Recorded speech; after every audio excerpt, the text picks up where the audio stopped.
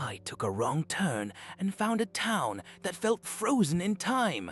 The locals smiled, the diner served perfect pie, and every single clock was stopped at 4:30. Every clock in town read exactly 4:30. The bank, the barbershop, the town square. I checked all of them. I'd taken the detour 3 days ago. Or what I thought was 3 days ago. My GPS had gone dark somewhere between mile marker 47 and nowhere, and the 2-lane highway had narrowed into something that didn't feel quite mapped.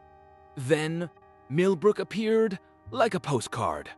A white church steeple, brick storefronts, flower boxes bursting with geraniums that seemed to glow in the late afternoon light.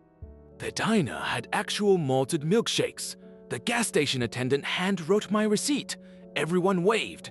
It felt like walking onto a movie set, except the props were real and the actors never broke character. The woman behind the counter smiled at me with teeth too white, too perfect, and said the same thing she'd said yesterday morning, word for word, inflection for inflection. "Welcome to Millbrook, honey. You're just in time for the festival." But tomorrow never came.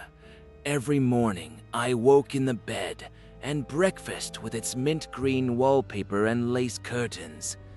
Every morning, the owner served me blueberry pancakes and asked if I'd slept well. Every morning, the church bells rang for the 10 o'clock service. The first time I tried to drive out, my rental sputtered and died at the town limit. The mechanic, a man named Earl with oil under his fingernails, and that same unsettling smile said it'd be ready tomorrow. It never was.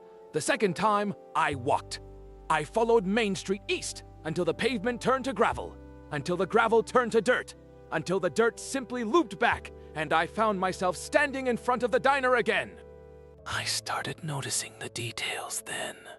The newspaper on every doorstep was dated September 14th, 1985. The same edition every single day. The church service never changed. Same hymns, same sermon, same reading from Corinthians. I sat in the back pew and watched the congregation mouth the words in perfect unison, their eyes glassy and distant. "And the festival. They kept mentioning the festival.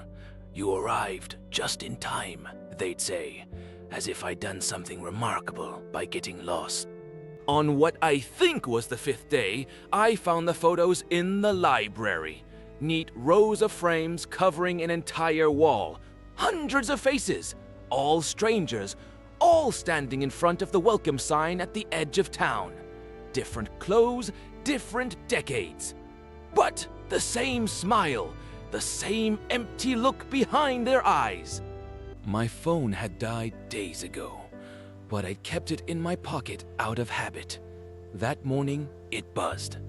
Impossible, but it did. One notification. A calendar reminder I'd set before the trip. Return home.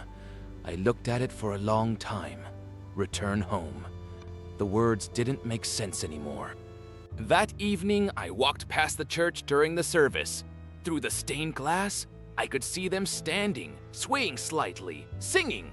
I counted heads, 43 people. The same 43 I'd seen yesterday, and the day before, and the day before that. Except now, there were 44.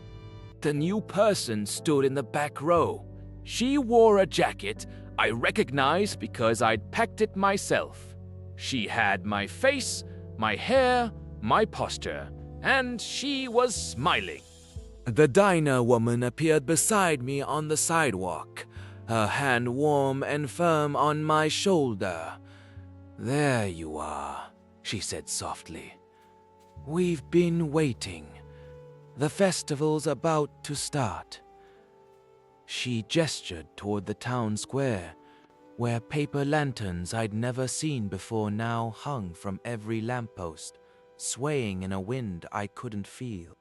The entire town was gathering, forming a circle, their faces turned toward the center, toward me.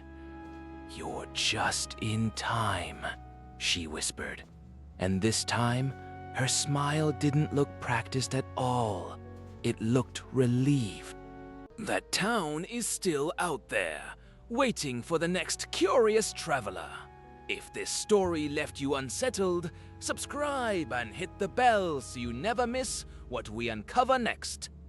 Some mysteries are better left buried.